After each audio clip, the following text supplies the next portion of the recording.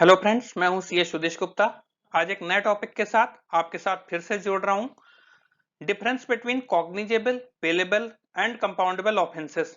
आज के टॉपिक में हम देखेंगे कॉग्निजेबल और नॉन कॉग्निजेबल ऑफेंसेस क्या होते हैं, बेलेबल और नॉन बेलेबल ऑफेंसेस क्या होते हैं और कंपाउंडेबल और नॉन कंपाउंडेबल ऑफेंसेस क्या होते हैं।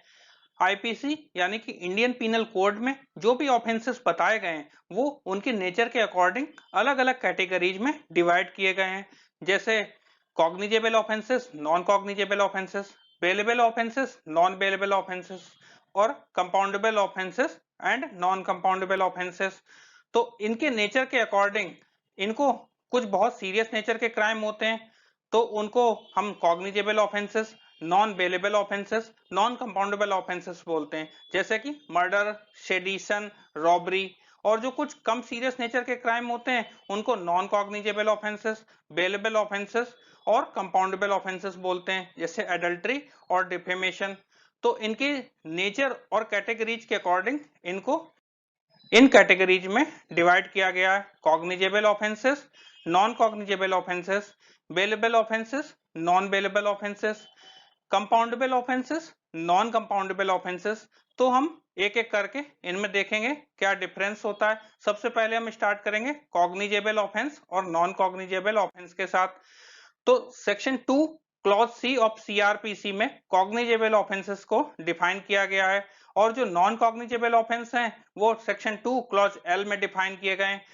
कॉग्निजेबल ऑफेंसेस बहुत सीरियस नेचर के क्राइम होते हैं, जैसे murder, dowry death, rape, kidnapping etcetera.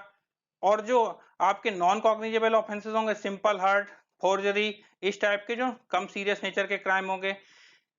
Cognizable offences में आपका जज से कोई परमिशन नहीं लेनी होती है कि वारंट पुलिस ऑफिसर इशू कर सकता है और बिना वारंट के पुलिस ऑफिसर अरेस्ट कर सकता है। क्योंकि अगर पुलिस ऑफिसर वारंट लेने में टाइम लगाएगा तो हो सकता है जो सीरियस नेचर का क्राइम करने वाला एक्यूज्ड हो वो कहीं गायब हो जाए, पकड़ में ना आए। तो इसमें पुलिस ऑफिसर को अधिकार होता है कि वो बिना वारंट के किसी भी अपराधी या एक्यूज्ड को गिरफ्तार कर सकता है।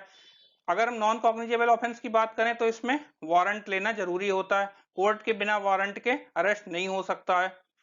कॉग्निजेबल ऑफेंसेस में एफआईआर लिखी जाती है, कंप्लेंट देनी होती है पुलिस ऑफिसर को और वो एफआईआर नोट करता है। जबकि नॉन कॉग्निजेबल ऑफेंसेस में एफआईआर नहीं लिखी जाती है, इसमें पुलिस स्टेशन में जाकर कंप्लेंट देनी होती है और उस कंप्लेंट को जिस रजिस्टर में लिखा जाता है उसको एनसीआर रजिस्टर बोलते हैं, जिसको नॉन कॉग्निजेबल रजिस्टर बोलते हैं। कॉग्निजेबल ऑफेंसेस में इन्वेस्टिगेशन विदाउट परमिशन हो सकती है, क्योंकि अगर इन्वेस्टिगेशन के लिए ऑर्डर लेने गए कोर्ट में तो हो सकता है टाइम डिले हो जाए और अक्यूज्ड को इसका फायदा मिल जाए। तो इसमें किसी भी तरह की परमिशन लेने की रिक्वायरमेंट नहीं होती है। जबकि नॉन कॉग्निजेबल में क्या होता है कि परमिशन लेने की रिक्वायरमेंट होती है और बिना परमिशन के इन्वेस्टिगेशन नहीं हो सकता है। तो ये था अंतर कॉग्निजेबल ऑफेंसेस और नॉन कॉग्निजेबल ऑफेंसेस में।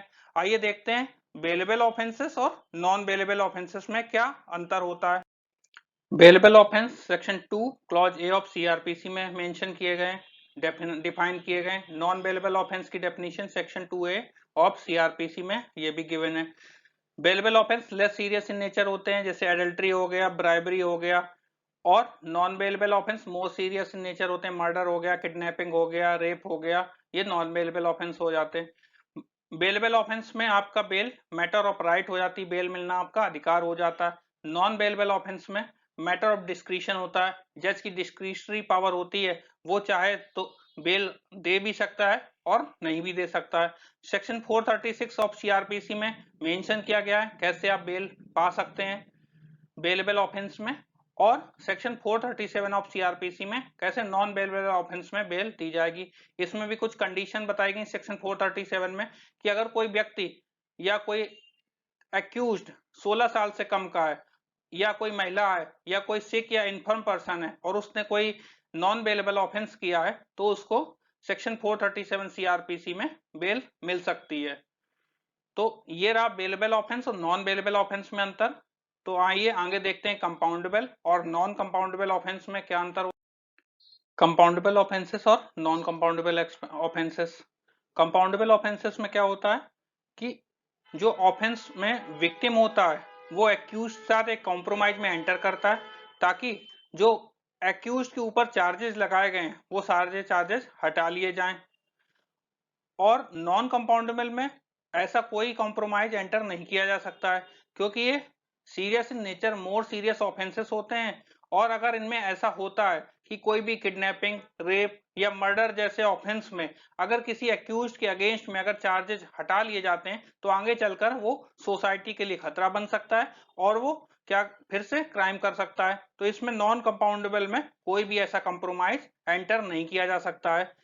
और जो कंपाउंडेबल ऑफेंस में कॉम्प्रोमाइज एंटर करते हैं उसमें बहुत सारे केसेस ऐसे होते हैं जिसमें कोर्ट की परमिशन भी रिक्वायर्ड होती है और बहुत सारे ऐसे होते हैं जिसमें कोर्ट की परमिशन नहीं भी रिक्वायर्ड होती है।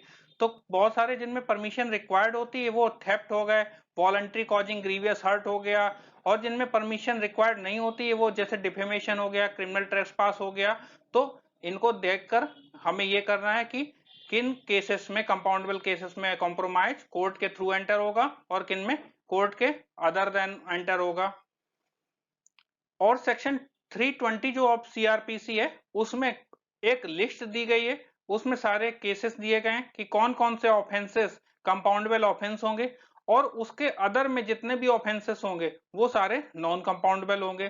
तो आपकी कंपाउंडेबल ऑफेंसेस की लिस्ट आप section 320 of criminal procedure code से चेक कर सकते हैं। तो ये रहा कंपाउंडेबल ऑफेंस और नॉन कंपाउंडेबल ऑफेंस में अंतर। अब हम जैसे देखते हैं कि कुछ कॉग्निजेबल ऑफेंस नॉन बेलेबल भी हो सकते हैं और कुछ कॉग्निजेबल ऑफेंस बेलेबल भी हो सकते हैं। तो जरूरी नहीं है जो कॉग्निजेबल ऑफेंस हो वो नॉन बेलेबल ही हो, वो नॉन बेलेबल की जगह बेलेबल भी हो सकते हैं। तो आगे बढ़ते हैं। आज के वीडियो में हमने देखा क्या डिफरेंस होता है कॉग्निजेबल और नॉन कॉग्निजेबल ऑफेंस में, बेलेबल और नॉन बेलेबल ऑफेंस में, और कंपाउंडेबल और नॉन कंपाउंडेबल ऑफेंस में।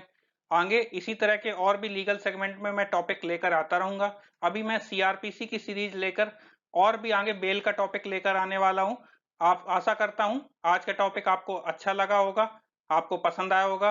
लीगल प्रोफेशनल्स और लीगल स्टूडेंट्स के लिए मैं और भी और अच्छे अच्छे लीगल सीरीज में टॉपिक लेकर आ रहा हूं। आप मेरे साथ यूं ही जुड़े रहिए, अपना प्यार बरसाते रहिए। आज के लिए बस इतना ही। Goodbye. Thank you so much.